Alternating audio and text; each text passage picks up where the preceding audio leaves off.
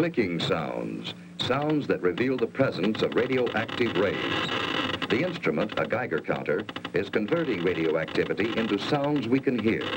This radioactivity is coming from a small piece of radioactive material inside this plastic cylinder. The small amount of radioactivity coming from the cylinder is harmless. The luminous dial on this watch also gives off radioactive rays, which we hear on the Geiger counter. Even when there's no radioactive material near, the Geiger counter continues to click. This is caused by cosmic radiation that continually bombards us from outer space. But we don't get enough cosmic radiation to harm us. Today, atomic scientists produce radioactivity in large amounts. Radioactivity and radioactive materials have many peacetime uses. But we know, too, that they can be used harmfully, as in atomic bombs. The chance of your being hurt by an atomic bomb is slight. But since there is a chance, you must know how to protect yourself. To protect yourself, you have to know what the bomb does. Besides blast, there's radioactivity and heat. Can we protect ourselves from these? These children are protected. Concrete walls help stop radioactivity. Any wall stops the heat. The heat scorches the house, but does not harm the children. Any solid gives some protection. The thicker it is, the better. We have the national defenses to intercept an enemy, and we all form a team to help each other through emergencies. You are on that team. So is your family, each member of it. And in your community, every doctor, fireman, every policeman and nurse, every lineman and operator, every civil defense worker, in fact, every community employee is ready to help you if you need him. So your community is prepared for emergencies and ready to help other communities.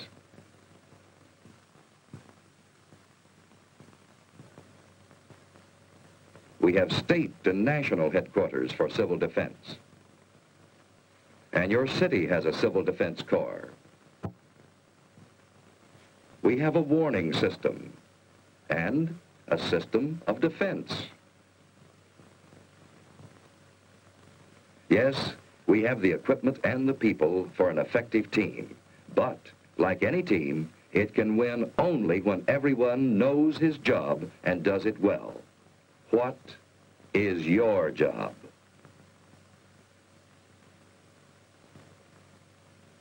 What if a warning siren sounds? What should you do? Look for cover, the nearest cover. Don't try to make it home unless home is the nearest place to go. Don't hesitate. Find cover.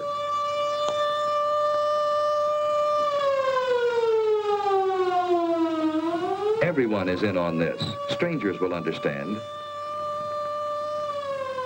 Finding shelter quickly may save your life. If you can't get into a house, get behind a wall or a steep embankment on the side away from the city. Civil defense teams will go into action immediately. If you're home, you've work to do. Hi, Susie. Everything's fine upstairs. How you doing here? Okay, I guess. That's good. We repeat, cover windows to protect against the possibility of broken glass, heat, and radioactivity. Turn off fires. If you are home and are not assigned to civil defense duties, go to your prepared shelter. Those who are in shopping centers, go to prepared Well, shelters fire in the kitchen's immediately. out. Now we'll go down the In basement. this practice alert, we are assuming that the attack will come on the waterfront area. See, it's just practice. All this rushing around for nothing. Now, there's just where you're wrong. We need this practice. Now, come on, let's do our job. That's good thinking. We all need practice. Here's a clean, well-prepared shelter in the basement. Ted and Sue have a battery radio, and they have soda ash and stirrup pump fire extinguishers.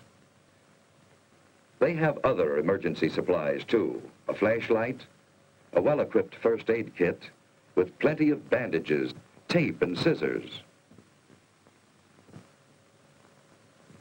A Red Cross first aid book, a few cans of food, a good supply of water, blankets, and an electric lantern in reserve. You know, Susie, This stuff would come in handy on a camping trip. I'd a lot rather be on a camping trip. Say, what would we do if we didn't have a basement? At school, they told us we should be away from windows and behind double walls. You know, like an inside hall. Ted's right. If you live in an apartment house, you can't all go to the basement. Head for a shelter area. If none is marked for you, find cover away from windows and in a hallway if possible. Wait for the all clear. Be calm.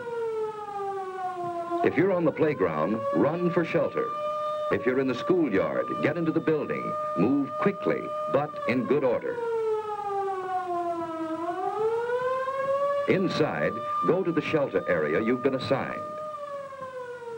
Take your place on the floor. Here's one good way to protect your eyes and neck in case of a bombing. Wait for the all clear. So far, you've been watching a practice drill. But what if there is a bombing that comes without warning? What is your job then? Find cover immediately. Don't look at the flash. Stretch out.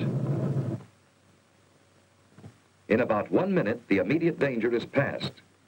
Then head for safer cover. Another bomb may fall. Get indoors if you can. Shed your outer garments. They may have radioactive particles on them. If you're home, take shelter and stay down for about 1 minute. By then, the danger from radioactivity, heat, and blast have passed. Protect your eyes and neck. Let's get things shut up. Sue found shelter under her bed.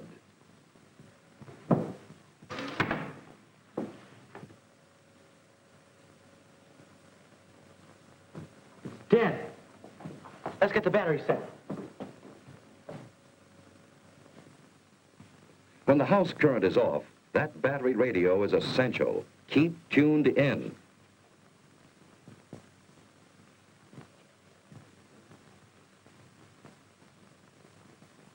The airburst of 3:01 p.m. was zeroed on Union Station.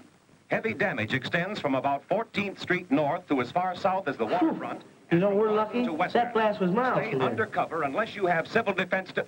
I've just been handed a bulletin. There's been an underwater burst at the waterfront. Water thrown up by the bomb is falling as mist and rain, and it is radioactive. Avoid radioactive mist and What rain. does he mean which by the wind is blowing south from the radioactive river. mist? All According to what Dad said, the radioactivity gets into the mist and rain. And if the mist or rain gets on you, it's apt to make you very sick. What would you do about it? I'd scrub thoroughly with a detergent and water. What's a detergent? It's something like Mom uses when she washes dishes and clothes. Don't drink tap water. It may be contaminated. Ted and Sue are waiting for the all clear.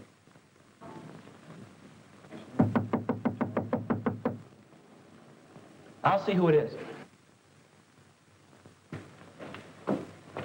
Hello, who's there? It's your block warden, Mr. Carlson. Come on in, Mr. Carlson. Hello, Ted. Hello. Ted, this is Mr. Franklin, our radiological monitor. He's here to check for any radioactivity. I saw your mother down the shopping center. She's fine. Well, there's no damage here. No, it's been very good here. Hello, Sue. Say, have you seen my dad lately? He's down at headquarters, and boy, he's really busy. Yeah? Well, there's no radioactivity here. Say, Mr. Franklin, is that a pen on your coat there? Oh, no, that's a dosimeter. A dosimeter? Well, what's a dosimeter? Well, it measures the amount of radioactivity that I've been exposed to. But this is the meter that I use to check with. Say, Mr. Carlson, is there anything I can do outside to help? No, Ted, everything is under control. You just stay here till the all-clear signal is given. You've done a good job. Thank you, Mr. Carlson. Bye, Sue. Bye. A good job. That's what everyone must do to be safe. Doing a good job means simply following the rules in an alert or an attack and waiting until all is clear again. In this early and troubled stage of the atomic age, our very lives may depend on always being alert.